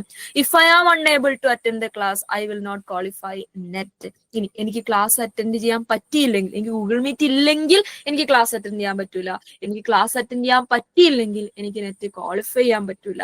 ആ രണ്ട് പ്രൊമൈസിൽ നിന്ന് നമ്മളൊരു കൺക്ലൂഷൻ ഉണ്ടാക്കാണ്. If I don't have Google Meet then I won't get net എന്നുള്ള സാധനം. എനിക്ക് ഗൂഗിൾ മീറ്റ് ഇല്ലെങ്കിൽ എനിക്ക് നെറ്റ് കിട്ടൂല എന്നുള്ളൊരു സാധനം. നമ്മുടെ ക്ലാസ്സുകൾ ഗൂഗിൾ മീറ്റിലാണ് നടക്കുന്നത്. അപ്പൊ ഗൂഗിൾ മീറ്റ് ഇല്ലെങ്കിൽ എനിക്ക് ക്ലാസ് അറ്റൻഡ് ചെയ്യാൻ പറ്റൂല. ക്ലാസ് അറ്റൻഡ് ചെയ്തില്ലെങ്കിൽ എനിക്ക് നെറ്റ് കിട്ടാൻ സാധ്യതയില്ല. അപ്പോ ഗൂഗിൾ മീറ്റ് ഇല്ലെങ്കിൽ എനിക്ക് നെറ്റ് കിട്ടാൻ സാധ്യതയില്ല എന്നുള്ളൊരു വൈഡ് കൺക്ലൂഷനിലേക്ക് ആർക്കെത്താം? നമുക്കെത്താം. എനിവേ, ഹൈപ്പോത്തറ്റിക്കൽ സ്റ്റേറ്റ്മെന്റ് ആണോ എന്ന് ഐഡന്റിഫൈ ചെയ്യാനുള്ള ഒരേ ഒരു മാർഗം അതിൽ ഇഫ് ഉണ്ടെങ്കിൽ ഹൈപ്പോത്തറ്റിക്കൽ ആയിരിക്കും. ഓക്കെ, സ്റ്റേറ്റ്മെന്റിന്റെ തുടക്കത്തിലോ അല്ലെങ്കിൽ സ്റ്റേറ്റ്മെന്റിന്റെ രണ്ടാമത്തെ കഷ്ണത്തിന്റെ തുടക്കത്തിലോ ഇഫ് ഉണ്ടെങ്കിൽ ഡെഫിനറ്റ്ലി അത് ഹൈപ്പോത്തറ്റിക്കൽ ആയിരിക്കും. വേറെ ഒന്നും നോക്കേണ്ട ആവശ്യമില്ല. അതേപോലെ അനലോജി കണ്ടുപിടിക്കാൻ എളുപ്പമാണ്. ആ കമ്പാരിസന്റെ വാക്കുകൾ അതിലുണ്ടെങ്കിൽ അത് അനലോജിക്കൽ ആയിരിക്കും. ഇത് എക്സാമിന് ചോദിക്കാറുള്ള സാധനമാണ്. സ്റ്റേറ്റ്മെന്റ് തന്നിട്ട് ഒരു കോണ്ടെക്സ്റ്റ് തന്നിട്ട് അത് എന്ത് ടൈപ്പ് സ്റ്റേറ്റ്മെന്റ് ആണെന്ന് ചോദിക്കാറ്. അത് നിരന്തരം ചോദിക്കാറുള്ളത് ഡിഡക്റ്റീവും ഇൻഡക്റ്റീവും ഹൈപ്പോത്തറ്റിക്കലും അനലോജിക്കലും ഒക്കെയാണ്. ഓക്കെ, ഇഫ് പോലെ വേറെ വേർഡ് ഇല്ല. ഹൈപ്പോത്തറ്റിക്കൽ ഇഫ് തന്നെ ഉപയോഗിക്കുള്ളൂ. If hypothetical always starting with if ഹൈപ്പോത്തറ്റിക്കലിന്റെ ആശാനാണ്. Okay, can we move? അടുത്തത് വാലിഡ് ഇൻവാലിഡ് ആണ്. വാലിഡ് ഇൻവാലിഡ് എന്താണെന്ന് മാത്രം ഇവിടെ പഠിച്ചാൽ മതി. വാലിഡ് ആണോ ഇൻവാലിഡ് ആണോ എന്ന് നോക്കാൻ നമുക്ക് മെത്തേഡുകൾ വേറെയുണ്ട്, പല മെത്തേഡുകൾ. സ്റ്റേറ്റ്മെന്റ് വാലിഡ് ആണോ ഇൻവാലിഡ് ആണോ നോക്കാനുള്ള ചോദ്യങ്ങൾ വരാറുണ്ട്. പക്ഷെ അതിനെ നമുക്ക് വായിച്ചിട്ട് അങ്ങനെ പറയാൻ പറ്റൂല. ആ വാലിഡിറ്റിയും ഇൻവാലിഡിറ്റിയും പ്രൂവ് ചെയ്യുന്നതിന് വേറെ പല മെത്തേഡുകളും ഉണ്ട്. ഓക്കെ, ആ മെത്തേഡുകൾ നമ്മൾ പഠിക്കണം. ആ മെത്തേഡുകൾ നമ്മൾ പഠിക്കണം. അതാണ് ഇതിന്റെ ഒരു എന്താ പറയാ, കുറച്ചുകൂടി ആഴത്തിലുള്ള ഒരു സ്റ്റേജ് എന്ന് പറയുന്നത്. അടുത്ത ക്ലാസ്സിൽ നമ്മൾ ആ വാലിഡിറ്റി ഇൻവാലിഡിറ്റിയിലേക്കൊക്കെ കടക്കും. ഓക്കെ, പക്ഷെ വാലിഡ് എന്താണ് ഈ വാലിഡിറ്റി കൊണ്ട് ഉദ്ദേശിക്കുന്നത്, എന്താണ് ഇൻവാലിഡിറ്റി കൊണ്ട് ഉദ്ദേശിക്കുന്നത് നമ്മൾ അറിയണം. ഓക്കെ, എന്തായാലും നമുക്ക് വാലിഡ് എന്താന്ന് നോക്കാം. ശ്രദ്ധിച്ചു കേൾക്കണേ ഞാൻ പറയുന്നത്. ഇതിലെ ഓരോ സ്റ്റേറ്റ്മെന്റും, ഇതിപ്പോ നിങ്ങൾ ബോർഡിൽ കാണുന്ന വാലിഡ് ഇൻവാലിഡിന്റെ ഡെഫിനിഷനിലെ ഓരോ സ്റ്റേറ്റ്മെന്റും നിങ്ങൾ ഇങ്ങനെ അറുത്തു മുറിച്ച് പഠിക്കണം. കാരണം വാലിഡ് ഇൻവാലിഡിനെ കുറിച്ച് അതിന്റെ ഡെഫിനിഷൻസ് സ്റ്റേറ്റ്മെന്റ് ആക്കി തന്നിട്ട് ട്രൂ ഓർ ഫോൾസ് ചോദിക്കാറുണ്ട്. ഈ സ്റ്റേറ്റ്മെന്റ് വാലിഡിനെ കുറിക്കുന്ന സ്റ്റേറ്റ്മെന്റ് ഏത്, ഇൻവാലിഡ് സ്റ്റേറ്റ്മെന്റുകളെ കുറിക്കുന്ന സ്റ്റേറ്റ്മെന്റുകൾ ഏതെന്ന് ട്രൂ ഓർ ഫോൾസ് പിക്ക് ചെയ്യാൻ ചോദിക്കാറുണ്ട്.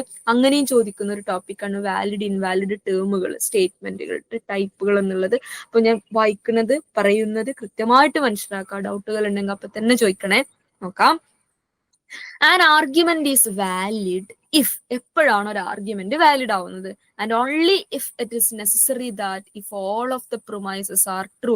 നമുക്ക് നേരത്തെ നമ്മൾ കണ്ട സ്റ്റേറ്റ്മെന്റുകളിലൊക്കെ രണ്ട് പ്രൊമൈസും അതിൽ നിന്ന് കൺക്ലൂഷനും ഉണ്ടായിരുന്നല്ലോ. ഈ രണ്ട് പ്രൊമൈസുകളെ അല്ലെങ്കിൽ രണ്ടിലധികം പ്രൊമൈസുകളെ ഒക്കെ മാച്ച് ചെയ്തിട്ടാണ് ഒരു കൺക്ലൂഷനിലേക്ക് എത്തുക. ഓക്കെ, അപ്പൊ നമുക്ക് തന്ന പ്രൊമൈസുകളൊക്കെ ട്രൂ ആവുമ്പോ അതിന്റെ കൺക്ലൂഷനും ട്രൂ ആയിരിക്കും. ഓക്കെ, അതായത് നമ്മളൊരു സാധനം ശരിയോ തെറ്റോ എന്ന് നോക്കുമ്പം അതിനെ ശരിയിലേക്കും തെറ്റിലേക്കും എത്തിക്കുന്ന അല്ലെങ്കിൽ അതിനെ അനലൈസ് ചെയ്യാൻ വേണ്ടി തന്നിട്ടുള്ള സ്റ്റേറ്റ്മെന്റുകൾ എന്തായിരിക്കണം? ശരിയാണെങ്കിൽ അതിന്റെ ഒരു കാര്യം ശരിയാ, ഒരു പ്രോസസ്സ് ശരിയാണെങ്കിലേ അതിന്റെ റിസൾട്ടും ശരിയാവുള്ളൂ.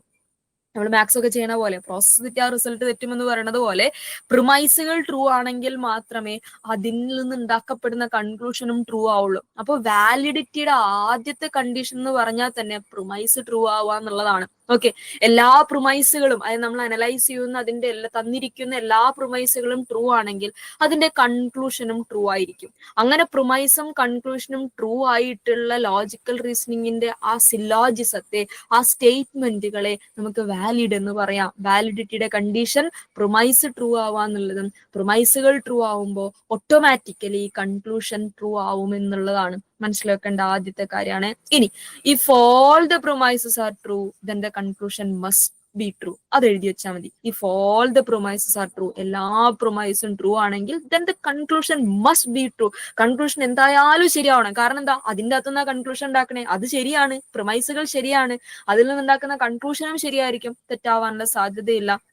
Okay, it is impossible that all promises are true and the conclusion is false. പിന്നെ പറയാണ്, ആ സ്റ്റേറ്റ്മെന്റ് ഓർത്ത് വെക്കണേ. It is impossible that all the promises are true and the conclusion is false. പ്രൊമൈസുകൾ ട്രൂ ആയിരിക്കുന്ന കണ്ടീഷനിൽ കൺക്ലൂഷൻ ഫോൾസ് ആവുക എന്നുള്ളത് അസാധ്യമായ ഒരു കാര്യമാണ്, സാധ്യമായ കാര്യമേ അല്ല. ആ സ്റ്റേറ്റ്മെന്റ് അങ്ങനെ തിരിച്ചും മറിച്ചും ചോദിക്കാറുണ്ട്. അതിനെ കൺഫ്യൂഷൻ ഇല്ലാതെ മനസ്സിലാക്കി വെക്കണം. എല്ലാ പ്രൊമൈസും ട്രൂ ആണെങ്കിൽ അതിന്റെ കൺക്ലൂഷനും നിർബന്ധമായും ട്രൂ ആയിരിക്കും. അങ്ങനെ ട്രൂ ആവുന്ന കേസൊക്കെ അതിന് വാലിഡിറ്റി ഉണ്ടാവും. എല്ലാ പ്രൊമൈസും ട്രൂ ആയിരിക്കുന്ന കേസിൽ കൺക്ലൂഷൻ ഫോൾസ് ആവുക എന്നുള്ളത് ഒരു ഇമ്പോസിബിലിറ്റി ആണ്. അതെന്തല്ല, സാധ്യമായ ഒരു കാര്യമല്ല, അത് അസാധ്യമായ ഒരു കാര്യമാണ് എന്ന് പറയാണ്. വാലിഡിറ്റിന്റെ സ്വഭാവമാണ്. ഈ സ്റ്റേറ്റ്മെന്റുകളെ തിരിച്ചും മറിച്ചും തിരിച്ചും ചോദിക്കാറുണ്ട്, കൺഫ്യൂഷൻ ആക്കാറുണ്ട്. അതിനങ്ങനെ തന്നെ മനസ്സിലാക്കാം. പ്രൊമൈസ് ട്രൂ ആവുമ്പോ കൺക്ലൂഷൻ ട്രൂ ആവും, പ്രൊമൈസ് ട്രൂ ആവുമ്പോ കൺക്ലൂഷൻ ഫോൾസ് ആവുക എന്നുള്ളത് ഒരു ഇമ്പോസിബിലിറ്റി ആണ്. ടേമുകൾ ഓർത്ത് വെക്കണേ, ഇമ്പോസിബിലിറ്റി ആണ് എന്നുള്ള സാധനം. പോസിബിലിറ്റി എന്നുള്ള വാക്കൊക്കെ ഉണ്ടാവും ഓപ്ഷന്റെ അകത്ത്, അവിടെ പോയിട്ട് നമ്മൾ കൺഫ്യൂഷൻ ആവാൻ പാടില്ല. Okay, this is validity. Premise true, conclusion must be true. Clear? ആണോ? ഓക്കെ, ഇനി ഇതിനെ ഞാൻ ഒന്നുകൂടെ ഒന്ന് റീറൈറ്റ് ചെയ്യണേ, പറയാണേ. If all the promises are true and the conclusion must be valid എന്നും കൂടെ നമുക്ക് പറയാം. ഓക്കെ, പ്രൊമൈസസ് ട്രൂ ആണെങ്കിൽ കൺക്ലൂഷൻ ട്രൂ ആയിരിക്കും എന്ന് പറയുമ്പോൾ പ്രൊമൈസസ് ട്രൂ, അതിന്റെ വാലിഡ് സിറ്റുവേഷൻ ആണല്ലോ, വാലിഡിറ്റി ആണല്ലോ അത് ഉദ്ദേശിക്കുന്നത്, രണ്ടും ട്രൂ ആവുമ്പോൾ. അപ്പൊ പ്രൊമൈസ് ഒക്കെ ട്രൂ ആണെങ്കിൽ കൺക്ലൂഷനും വാലിഡ് ആയിരിക്കും എന്ന് നമുക്ക് പറയാം. പ്രൊമൈസുകൾ ട്രൂ ആയതുകൊണ്ട് തന്നെ പ്രൊമൈസും വാലിഡ് ആണ് നമുക്ക് പറയാം. ഓക്കെ, ആ ഒരു സാധനം, അതിനാണ് ഈ വാലിഡിറ്റി കൊണ്ട്, if it's true or false എന്നുള്ള സാധനമാണ് ഇതിന്റെ വാലിഡിറ്റി നിർണ്ണയിക്കുന്നത്. ഇനി നമ്മൾ ഇൻവാലിഡിലേക്ക് പറയുകയാണെ, ഈ വാലിഡിറ്റി പറഞ്ഞ സാധനത്തിന് ഇൻവാലിഡിലേക്ക് വരുമ്പോൾ കൺഫ്യൂഷൻ ആവരുത്. Argument is one whose conclusion is not proven by its promise. നേരത്തെ പറഞ്ഞ കണ്ടീഷന്റെ നേരെ ഓപ്പോസിറ്റ് വരുമ്പോ അതിന് നമ്മൾ ഇൻവാലിഡിറ്റി എന്നാണ് പറയാം.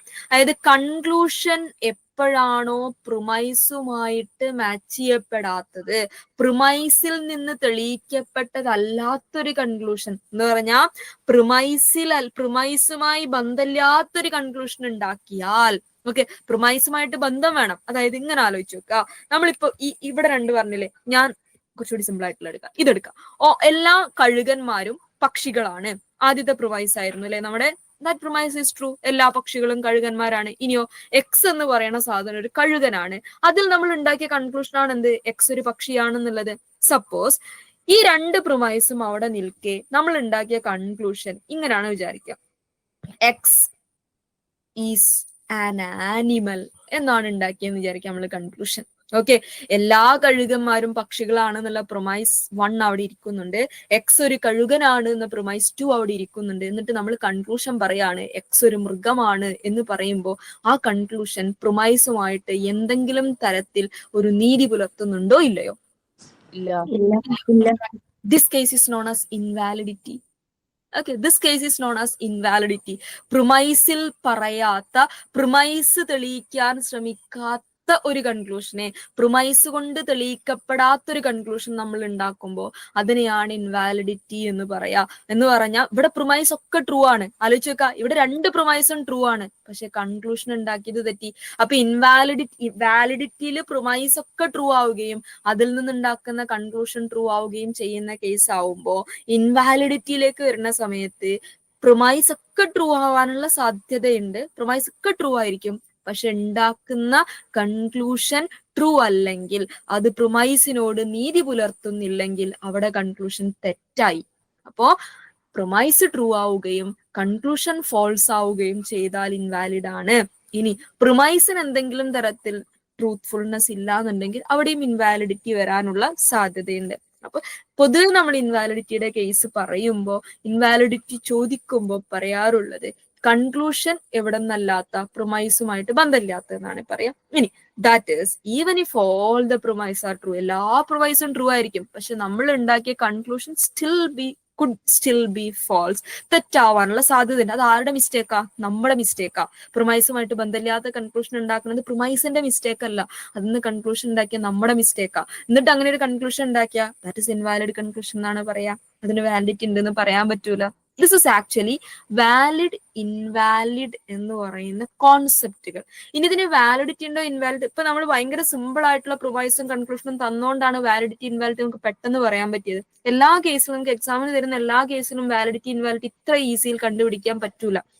നമുക്ക് കോമൺ സെൻസ് അപ്ലൈ ചെയ്യാൻ പറ്റാത്ത കണ്ടീഷനുകളിലാണ് ഈ വാലിഡിറ്റി ഇൻവാലിഡിറ്റി ഒക്കെ ഫൈൻഡ് ചെയ്യാൻ എക്സാമിന് ചോദിക്കുക. അപ്പൊ നമ്മൾ അതിന് സയന്റിഫിക് ആയിട്ടുള്ള വേറെ ലോജിക്കൽ റീസണിങ്ങിന്റെ മെത്തേഡുകൾ ഉണ്ട്, അതാണ് അപ്ലൈ ചെയ്യുക. പക്ഷെ you should know what is valid, what is invalid. അതിങ്ങനെ തന്നെ സ്റ്റേറ്റ്മെന്റ് ട്രൂ ഓർ ഫോൾസ് ആയിട്ട് ചോദിക്കാറുണ്ട്.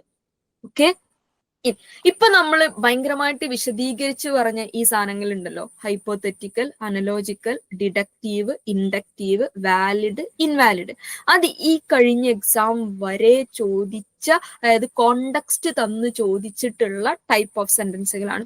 ഇനി കോണ്ടെക്സ്റ്റ് ഒന്നും തരാതെ ഓപ്ഷനുകളിൽ മാത്രം വന്നു പോയിട്ടുള്ള സ്റ്റേറ്റ്മെന്റുകളുണ്ട്. അതിനെ പൊതുവെ എന്താ പറയാ, കോണ്ടെക്സ്റ്റ് തന്ന് ചോദിക്കാറില്ല. വൈ എന്ന് ചോദിച്ചു കഴിഞ്ഞാൽ, അങ്ങനെ ചോദിച്ചാൽ അത് പെട്ടെന്ന് കണ്ടുപിടിക്കാൻ പറ്റുന്ന ടൈപ്പ് സാധനം ആയതുകൊണ്ടാണ് അവർ അങ്ങനെ ചോദിക്കാത്തത്. ജസ്റ്റ് ഓപ്ഷണൽ കാണാറുണ്ട്. Astronomical statement, anthropological statement, psychological statement, biological statement, mathematical statement. Astronomical statement എന്ന് പറഞ്ഞു കഴിഞ്ഞാൽ നമ്മൾ ഈ പറയുന്ന ജ്യോതിശാസ്ത്രവുമായിട്ട് ബന്ധപ്പെട്ട സാധനങ്ങൾ ഉണ്ടാവുമല്ലോ, യൂണിവേഴ്സിനെ പറ്റി പറയുന്ന ജ്യോതിശാസ്ത്രപരമായിട്ടുള്ള കാര്യങ്ങളാണ് സ്റ്റേറ്റ്മെന്റ് പറയണമെങ്കിൽ നമുക്ക് ആദ്യ വായനയിൽ തന്നെ പറയാം ഇത് ആസ്ട്രോണമിക്കൽ ആണ്. അതിനപ്പുറത്തേക്ക് ലോജിക്കൽ സാധനങ്ങളൊന്നും അതിനകത്തില്ല. ജസ്റ്റ് ഒരു ഓപ്ഷൻ ഉണ്ടാക്കാൻ വേണ്ടി അവർ ഒരു ഓപ്ഷൻ വെച്ചു എന്നുള്ളത് മാത്രമേ അതിനുള്ളൂ. അതിലപ്പുറത്തേക്ക് ലോജിക്കൽ റീസണിങ്ങിന്റെ ആരുമല്ല ഇവര്. ഓക്കെ, എക്സാമിന് ഓപ്ഷൻ ഉണ്ടാക്കാൻ വേണ്ടി വെച്ച ഓപ്ഷനുകൾ എന്നേ ഉള്ളൂ. പക്ഷെ നമ്മൾ പറയുമ്പോൾ അത് എന്തുകൊണ്ട് നമുക്ക് എലിമിനേറ്റ് ചെയ്യാൻ പറ്റുന്നല്ലോ. അപ്പം അല്ലാതെ ലോജിക്കൽ റീസണിങ്ങിലേക്ക് ഇവർക്ക് ആർക്കും കണക്ഷൻ ഒന്നുമില്ല. ആസ്ട്രോണമിക്കൽ ജസ്റ്റ് അതിന്റെ വാക്ക് സൂചിപ്പിക്കുന്ന പോലെ ജ്യോതിശാസ്ത്രവുമായിട്ട് ബന്ധപ്പെട്ട കാര്യങ്ങളാണ് സ്റ്റേറ്റ്മെന്റ് പറയണമെങ്കിൽ പ്യൂർലി അത് ആസ്ട്രോണമിക്കൽ ആയിരിക്കും. അങ്ങനെ പ്യൂർലി ആസ്ട്രോണമിക്കൽ ആയിട്ടുള്ള സാധനങ്ങൾ ചോദിക്കാറില്ല. ഓക്കെ, ഈ ഓപ്ഷനുകൾ ഉത്തരമായിട്ട് വളരെ അപൂർവം ഉത്തരമായി വരാറില്ല. അപ്പൊ ഈ ഓപ്ഷൻസിനെ ഉത്തരമായി നിങ്ങൾ എടുക്കുമ്പോൾ രണ്ടാമതൊന്ന് ആലോചിക്കണം, അതന്നെയാണോ എന്നുള്ളത്. ക്വസ്റ്റ്യൻ വരുന്ന സമയത്ത് ഇത് ഉത്തരമായി വരാറില്ല എന്നുള്ളത് ഷുവർ ആണ്. കാരണം ഇത് ലോജിക്കൽ ഡിസ്റ്റിങ് ടോപ്പിക് അല്ലാത്തതുകൊണ്ടാണ്. ഓപ്ഷനായിട്ട് വരുമ്പോൾ ഒന്ന് ശ്രദ്ധിക്കാം. ആന്ത്രോപോളജിക്കൽ സ്റ്റേറ്റ്മെന്റ് എന്ന് പറയുന്നത് നരവംശാസ്ത്രവുമായിട്ട് ബന്ധപ്പെട്ട കാര്യങ്ങളാണ്. അത്തരം സ്റ്റേറ്റ്മെന്റുകളാകുമ്പോൾ ആന്ത്രോപോളജിക്കൽ ആയിരിക്കും, അതും ഉത്തരമായി വരാറില്ല. പിന്നെ സൈക്കോളജിക്കൽ ഒന്നും പറയേണ്ടതില്ല, സൈക്കോഅനലിറ്റിക്കലുമായിട്ട് ബന്ധപ്പെട്ട സാധനങ്ങളാകുമ്പോൾ സൈക്കോളജിക്കൽ സ്റ്റേറ്റ്മെന്റ്. ബയോളജി റിലേറ്റഡ് ആയിട്ടുള്ള ടോപ്പിക്കുകൾ പറയുമ്പോൾ ബയോളജിക്കൽ സ്റ്റേറ്റ്മെന്റ് ആയിരിക്കും. പിന്നെ മാത്സുമായിട്ട് ബന്ധപ്പെട്ട കാര്യങ്ങളാകുമ്പോൾ മാത്തമാറ്റിക്കൽ സ്റ്റേറ്റ്മെന്റ് ആയിരിക്കും. പിന്നെ വേറെ സാധനം ശ്രദ്ധിക്കേണ്ട കാര്യം, ഈ ആന്ത്രോപോളജിക്കലും സൈക്കോളജിക്കലും ബയോളജിക്കലും മാത്തമാറ്റിക്കലും ആസ്ട്രോളജിക്കലും ആയ കാര്യങ്ങളൊക്കെ അനലോജി ഉപയോഗിച്ച് പറയാനുള്ള സാധ്യത ഉണ്ട്. നിങ്ങൾ ആലോചിക്കണം കേട്ടോ. ഇഫ് വെച്ചിട്ട് ഹൈപ്പോതെറ്റിക്കൽ ആയിട്ടും ലൈക്കും ആസും വെച്ചിട്ട് അനലോജി ചേർത്ത് പറയാനുള്ള സാധ്യത നിലനിൽക്കുന്നുണ്ട് എന്നുള്ളത് കൊണ്ട് തന്നെ മാത്തമാറ്റിക്കൽ സ്റ്റേറ്റ്മെന്റോ ബയോളജിക്കൽ സ്റ്റേറ്റ്മെന്റോ സൈക്കോളജിക്കൽ സ്റ്റേറ്റ്മെന്റോ ആന്ത്രോപോളജിക്കൽ സ്റ്റേറ്റ്മെന്റോ ആസ്ട്രോണമിക്കൽ സ്റ്റേറ്റ്മെന്റോ കണ്ടാൽ കണ്ണും പൂട്ടിയത് ആ സ്റ്റേറ്റ്മെന്റ് ആണെന്ന് നോക്കരുത്. ഇഫ് ആണോ അനലോജി ആണോ നോക്കണം. അത് രണ്ടും അല്ലെങ്കിൽ മാത്രമേ അതിന് ഈ ഓപ്ഷനിലേക്ക് നിങ്ങൾ ചേർക്കാൻ പാടുള്ളൂ. ഈ ഓപ്ഷൻ ഉത്തരമായി വരാറില്ല. ഓക്കെ, അപ്പൊ ഇത്ര ഓപ്ഷൻസ് കാണുമ്പോൾ, ആ ടൈപ്പ് ക്വസ്റ്റ്യനിൽ ഇത്ര ഓപ്ഷൻസ് കാണുമ്പോൾ രണ്ടാമതൊന്ന് ആലോചിച്ചതിന് ശേഷം മാത്രമേ എന്ത് ചെയ്യാൻ പാടുള്ളൂ, ഉത്തരം എടുക്കാൻ പാടുള്ളൂ. ഓക്കെ, ഈ വിഷയങ്ങളുമായിട്ട് ബന്ധപ്പെട്ട സ്റ്റേറ്റ്മെന്റ് പറയുന്നതാണോ അത്? അതെ, ഈ വിഷയവുമായിട്ട് ബന്ധപ്പെട്ട സ്റ്റേറ്റ്മെന്റ്. പക്ഷെ അപ്പോഴും ശ്രദ്ധിക്കണം, ഈ വിഷയവുമായിട്ട് ബന്ധപ്പെട്ട സ്റ്റേറ്റ്മെന്റ് ഇഫ് ചേർത്ത് ഹൈപ്പോത്തറ്റിക്കൽ ആക്കി പറയാനും ലൈക്ക് മാസും വേറാസും വൈലും ചേർത്ത് അനലോജി ആക്കി പറയാനും സാധ്യതയുണ്ട്. അപ്പൊ ഉത്തരം ഇഫ് ആണെങ്കിൽ ഹൈപ്പോത്തറ്റിക്കലും അനലോജി വെച്ചാണെങ്കിൽ അനലോജിക്കലും ആയിരിക്കും. ഓക്കെ, അതൊന്ന് ശ്രദ്ധിക്കണം. അതാണ് ഇവിടുത്തെ കൺഫ്യൂഷൻ. അതുകൊണ്ടാണ് ഇത്തരം സാധനങ്ങൾ ഇവർ ഓപ്ഷനിൽ ഇട്ടത്. ഇപ്പൊ ആന്ത്രോപോളജിയുമായിട്ടൊരു സ്റ്റേറ്റ്മെന്റ് തരുന്നു, അത് സപ്പോസ് ഹൈപ്പോത്തറ്റിക്കൽ സ്റ്റേറ്റ്മെന്റ് ആണ് വിചാരിക്കുക. ഓപ്ഷൻ്റെ അകത്ത് ആരുണ്ടാവും? ഹൈപ്പോത്തറ്റിക്കലും ഉണ്ടാവും, ആന്ത്രോപോളജി ഉണ്ടാവും. ഓക്കെ, നന്നായിട്ട് പഠിച്ച ഒരാള് ഇഫ് കണ്ടിട്ട് ഹൈപ്പോത്തറ്റിക്കൽ എടുത്ത് അവന് 2 മാർക്ക് കിട്ടും. ഇത് ആന്ത്രോപോളജി ആയിട്ട് ബന്ധപ്പെട്ട സാധനം ആണല്ലോ എന്ന് ഭയങ്കര ഭീകരമായി ആലോചിച്ച് ആന്ത്രോപോളജി എടുത്താലോ അവന് 2 മാർക്ക് പോകും. ഇതാണ് NTന്റെ ട്രിക്ക്. ഇതിലെ കണ്ടന്റ് അല്ലേ തീരുമാനിക്കുന്നത്? കണ്ടന്റ് സാധാരണ നമ്മൾ റിയൽ ലൈഫ് നോക്കുകയാണെങ്കിൽ വേറെ കുറെ ഉണ്ടാക്കിക്കൂടെ?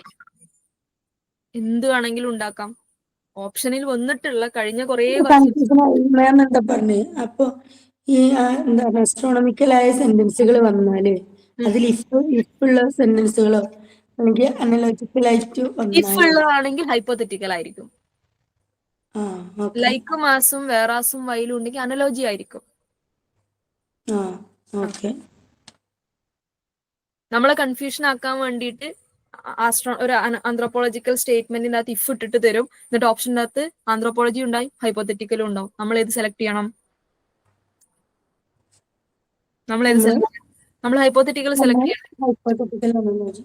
ഹൈപ്പോത്തറ്റിക്കൽ ഇല്ലെങ്കിൽ മാത്രമേ ആന്ത്രോപോളജിയിലേക്ക് പോകാൻ പാടുള്ളൂ. അതേ പറഞ്ഞ് ഓപ്ഷൻ ഉണ്ടാക്കാൻ വേണ്ടി മാത്രം അവരുണ്ടാക്കിയ ടേമാണ്. അതിൽ പല വിഷയങ്ങളും വരാം. അപ്പൊ നമ്മൾ എന്തെടുക്കുന്നു? ഓപ്ഷനിൽ വന്ന സാധനങ്ങൾ മാത്രം ഒരു എക്സാമ്പിൾ ആയിട്ട് പറയാൻ എടുത്തുന്നേ ഉള്ളൂ. അതിനിയും വരും. നിങ്ങള് ഫാലസിയിലേക്ക് കടക്കുന്ന സമയത്ത് 400-ലധികം ഫാലസികളാണ് ലോജിക്കൽ റീസണിങ്ങിൽ പഠിക്കാനുള്ളത്. ഈ 400 ഫാലസി നമ്മൾ ക്ലാസ് പഠിക്കൂല.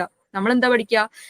ലോജിക്കൽ റീസണിങ്ങിനെ സിലബസിലേക്ക് എടുത്തതിന് ശേഷം ചോദ്യമായും ഓപ്ഷനായും വന്ന മാത്രമേ നമ്മൾ പഠിക്കുള്ളൂ. ഓക്കെ, 400 എണ്ണം പഠിക്കാൻ ഹ്യൂമൻലി ഇമ്പോസിബിൾ ആണ്. 400ഉം അതിന്റെ സബ് ഫാലസികളും ഉണ്ട്. അത്രയും പഠിക്കൽ ഇറ്റ്സ് ഇമ്പോസിബിൾ. അപ്പൊ നമ്മൾ എന്താ പഠിക്കുക? ലോജിക്കൽ റീസണിങ് സിലബസിലേക്ക് എടുത്തതിന് ശേഷം ഈ ഏത് ഫാലസി വരുന്ന സ്പെസിഫിക് ആയിട്ട് സിലബസിൽ പറഞ്ഞിട്ടുമില്ല. അപ്പോൾ ഇതുവരെ നടന്ന എക്സാമുകളിൽ ചോദിച്ച ഫാലസികളും ഓപ്ഷനായി വന്ന ഫാലസികളും ഉത്തരമായി വന്ന ഫാലസികളാണ് നമ്മൾ എന്ത് ചെയ്യുക? നമ്മൾ ക്ലാസ്സിൽ ഡിസ്കസ് ചെയ്യുക. ഓക്കെ, ചിലപ്പോൾ നമ്മുടെ കാലക്കേടിന് ഒരു എക്സ്ട്രാ ഫാലസി ചോദിക്കാനൊക്കെ സാധ്യതയൊക്കെ ഉണ്ട്. പക്ഷെ അത് നമുക്ക് എലിമിനേറ്റ് ചെയ്ത് കളയാനൊക്കെ പറ്റും എക്സാമിന്, ബാക്കിയുള്ളത് പഠിച്ചു കഴിഞ്ഞാൽ.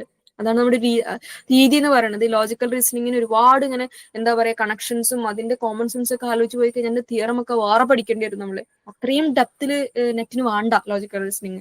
അതിന്റെ സർഫേസ് ലെവലിലുള്ള കുറച്ച് സാധനങ്ങൾ എടുത്ത് പെറുക്കിയെടുത്ത് പറയണമെന്നേ ഉള്ളൂ.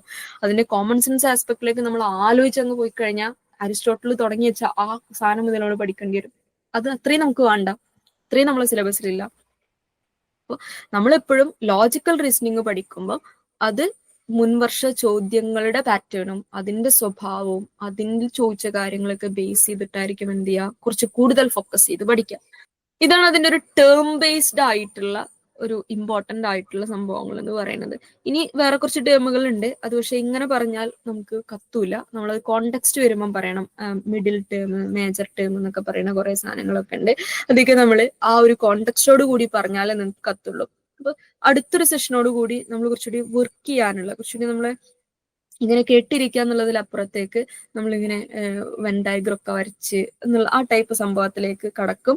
അപ്പം എന്ത് ചെയ്യുക? ഈ ടേമുകളൊന്ന് തറവായിട്ട് വരാം. ഏത് ടേമുകൾ? Promise, conclusion, inference, deductive, inductive, valid, invalid. ആ സാധനങ്ങളൊന്ന് തറവാക്കിയിട്ട് അടുത്ത ക്ലാസ്സിൽ വരാം കേട്ടോ.